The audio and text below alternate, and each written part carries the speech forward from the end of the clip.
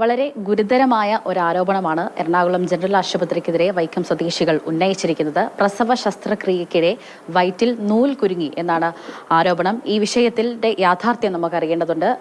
ഈ വിഷയത്തിൽ നമ്മളോട് പ്രതികരിക്കാൻ എറണാകുളം ജനറൽ ആശുപത്രിയിലെ സൂപ്രണ്ട് തന്നെയാണ് ഇപ്പോൾ മാതൃഭൂമി ന്യൂസിനൊപ്പം ചേരുന്നത്. ശരിക്കും പിഴവ് സംഭവിച്ചോ? എന്താണ് സംഭവിച്ചത്? 100% പിഴവ് സംഭവിച്ചില്ല. ഇത് തെറ്റിദ്ധാരണ മൂലം ഉണ്ടായൊരു വാർത്തയാണ്.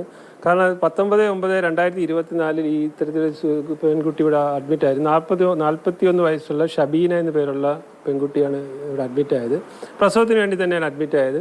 രണ്ടാമത്തെ സിസേറിയനായിരുന്നു. രണ്ടാമത്തെ സിസേറിയനെ കുറച്ച് കരുതലോടെ ഞങ്ങൾ ഡോക്ടർമാർ കാണും.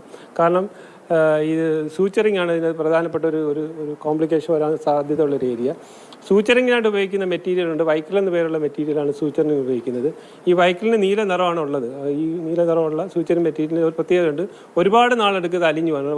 നമ്മൾ തൊലിക്കകത്തോ വയറ്റിനകത്തുള്ള അവയവങ്ങളിലോ തയ്ക്കാൻ ഉപയോഗിക്കുന്ന മെറ്റീരിയൽസ് കാലമെടുത്ത് അലിഞ്ഞു പോകുന്ന രീതിയിലുള്ളതായിരിക്കണം. അബ്സോർബ് ചെയ്യുന്ന മെറ്റീരിയൽസ് ആയിരിക്കും. അബ്സോർബിൾ ആയിട്ടുള്ള മെറ്റീരിയൽസിൽ ഒരുപാട് ലോങ് ലാസ്റ്റിംഗ് ആയിട്ട് ഡിലേഡ് അബ്സോർപ്ഷൻ വരുന്ന ഒരു മെറ്റീരിയലാണ് വൈക്കിൾ എന്ന് പറഞ്ഞത്. അത് ആണ് ഇത് പിന്നീട് സ്ട്രെച്ചിങ് വരാനും ഇത് ഗേപ്പിംഗ് വരാതിരിക്കാൻ വേണ്ടിയാണ് ഇത് ഇത്തരം മെറ്റീരിയൽ ഉപയോഗിക്കുന്നത്.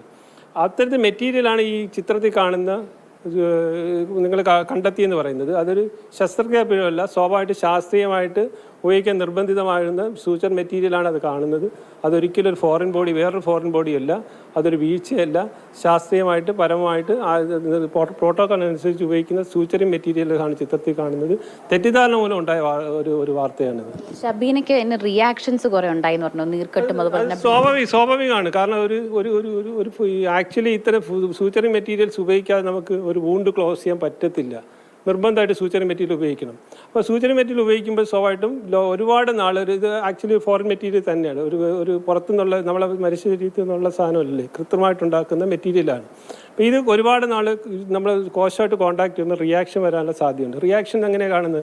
ഒന്ന് നീരായിട്ട് കാണും. നമ്മൾ ഒരു ഡ്രഗ് അലർജി വരുമ്പോൾ മുഖത്തൊക്കെ നീര് വരുന്ന പോലെ നീരായിട്ട് കാണും. ഈ നീര് മാറിപ്പോകാൻ സമയം എടുക്കുകയാണെങ്കിൽ അത് പഴുപ്പുമായിട്ട് മാറാം, സൈനസ് ഫോം ചെയ്യാം. ഇതൊക്കെ നാച്ചുറലി അക്സെപ്റ്റഡ് ആയിട്ടുള്ള ഇഷ്യൂസാണ്, ഒരു സൂച്ചറിങ്ങിന് അക്സെപ്റ്റഡ് ഇഷ്യൂസാണ്. അപ്പോൾ ഇവിടെ ഈ കുട്ടി വന്നിരുന്നു, സൈനസ് സർജിക്കൽ സൈറ്റിൽ നിന്ന് ചെറിയ ഊസിങ് ഉണ്ടായിരുന്നു, നീർക്കെട്ട്. ഇത് ധാരാളം സർജറിയിൽ കാണുന്നതാണ്. കാരണം സർജറിയിൽ സൂച്ചർ മെറ്റീരിയൽ ഉപയോഗിക്കുന്ന സർജറിയിലൊക്കെ സൈറ്റ് റിയാക്ഷൻ ഉണ്ടാകാം, ഊസിങ് ഉണ്ടാകാം. അതൊക്കെ പിന്നീട് കൾച്ചർ ചെയ്ത് ആൻറ്റിബയോട്ടിക്സ് കൊടുക്കുമ്പോൾ മാറും. അപ്പോൾ ഇത് ഈ കുട്ടിയെടുത്ത് സ്കാൻ ചെയ്ത് തൊലിക്കടി നൂലുണ്ടെന്ന് ഉറപ്പുവരുത്തിയിട്ട് കൾച്ചർ ചെയ്തതിനു ശേഷം പ്രതിമരുന്ന് കൊടുത്ത് ആൻറ്റിബയോട്ടിക്സ് കൊടുത്ത് വിട്ടതാണ്. ഇവരെ വീടടുത്ത് വൈക്കത്തായതുകൊണ്ട് അടുത്തുള്ള ഒരു മേജർ ഇൻസ്റ്റിറ്റ്യൂഷൻ കോട്ടയം ആയതുകൊണ്ട് കോട്ടയത്ത് പോകാമെന്ന് ഇവർ നിർബന്ധം പിടിച്ച് പോയതുമാണ്. അതിൽ ആ കുടുംബത്തിൻ്റെ തെറ്റിദ്ധാരണ മാത്രമാണ്. ഇതാണ് വൈക്കിൾ എന്ന് പറഞ്ഞ സൂച്ചർ മെറ്റീരിയൽ.